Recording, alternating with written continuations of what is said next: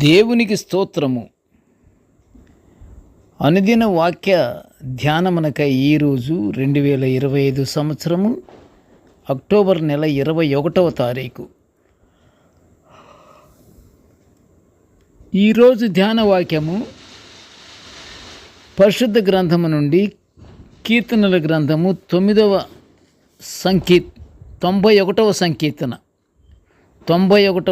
సంకీర్తన 16వ వచనాన్ని మనం ధ్యానించుకుందాము. ప్రియ దేవుని బిడ్డలారా,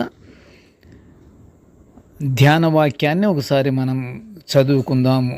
కీర్తనల గ్రంథము 91వ సంకీర్తన 16వ వచనము.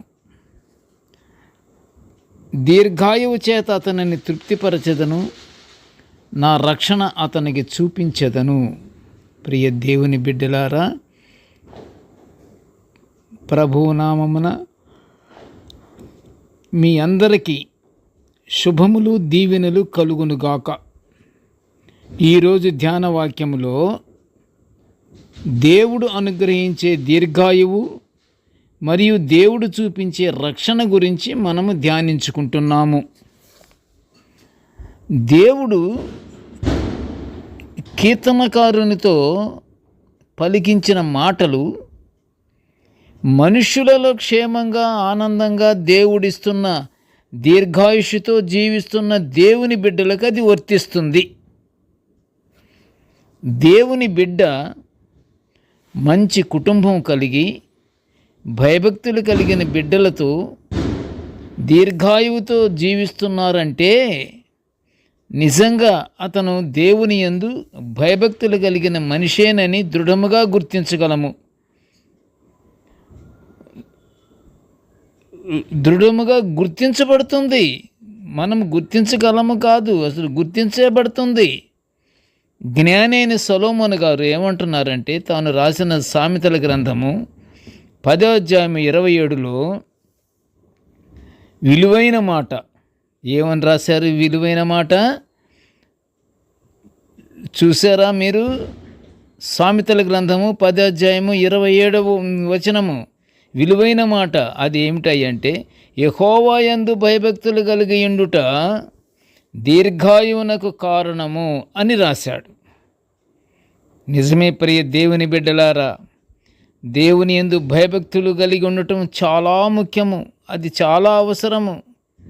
మానవులమైన మనము చాలా జాగ్రత్తగా దేవుని యందు భయభక్తులు కలిగి ఆయన మాటలు విని ఆయన వాక్యానుసారముగా మనము జీవించుచూ ఉంటే మనకి దీర్ఘాయువు కలుగుతుంది, క్షేమకరమైన జీవితము మనకు అనుగ్రహించబడుతుంది. దీనిని బట్టి ఈరోజు ధ్యానవాక్యములోని దీర్ఘాయువునకు గల కారణం దేవుని యందు భయభక్తులు కలిగి ఉండుట అని పరిశుద్ధ గ్రంథము సెలవిస్తుంది. ప్రియ దేవుని బిడ్డలారా, అంతేకాదు అట్టివారికి మంచి తృప్తిగల జీవితం అనుగ్రహించి దేవుడు తన రక్షణ చూపిస్తాను అని వాగ్దానము చేస్తున్నాడు.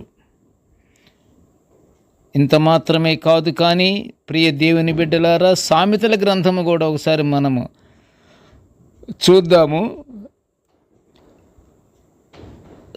సామెతల గ్రంథము 9వ అధ్యాయము 11వ వచనములో ఏమని వ్రాయబడి ఉందంటే, నీవు జీవించు సంవత్సరములు అధికములగునని అంటున్నాడు. నిజమే. దేవుని వాగ్దానము కీర్తనల గ్రంథము 115వ సంకీర్తన 14వ వచనం ప్రకారము యెహోవా దేవుడు అంటున్నాడు, మీ పిల్లలను వృద్ధి పొందించును, నేను వృద్ధి పొందిస్తాను మీ పిల్లల్ని. భయభక్తులతో జీవించాలి. కుటుంబాన్ని ఏర్పాటు చేశాను. కుటుంబాన్ని క్షేమముగా మంచి తల్లిదండ్రులుగా మీరు మీ యొక్క కుటుంబాన్ని అభివృద్ధి చేసుకోవాలి.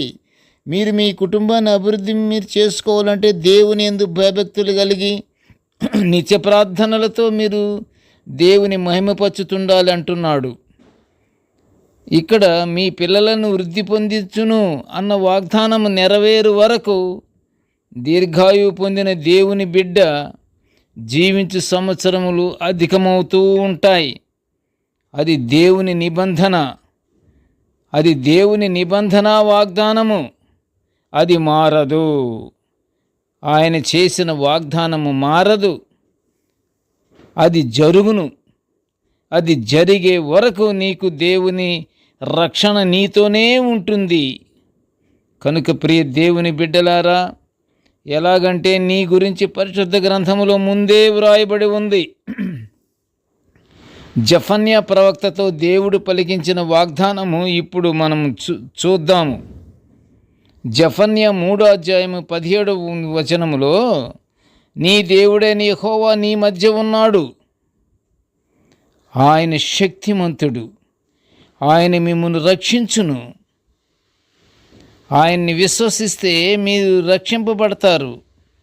ఆయన్ని కొనియాడితే మీరు రక్షింపబడతారు. ఆయన దేవుడంటే మీకు నమ్మకము కలిగి దేవుని యందు ఆధారపడి ఉంటే మిమ్మల్ని రక్షిస్తాడు. ఆయన బహు ఆనందముతో నీ యందు సంతోషించును అని దేవుడు సెలవిస్తున్నాడు. హృదయపూర్తిగా దేవుణ్ణి నమ్మి ఆయన మీద ఆధారపడి నీ కుటుంబ అభివృద్ధికై నీవు చేయు నిత్య ప్రార్థనలు దేవుడు వినుచు నీయందు ఆయనకు కలిగిన సంతోషము చేత నిత్య ప్రార్థనలు చేస్తుంటే దేవునికి ఎంతో సంతోషిస్తారట. నీవు చేయు ప్రార్థనలు, నీ యొక్క ప్రవర్తన ద్వారా ఆయన సంతోషం పొంది హర్షిస్తున్నాను అని దేవుడు చెప్తున్నాడు.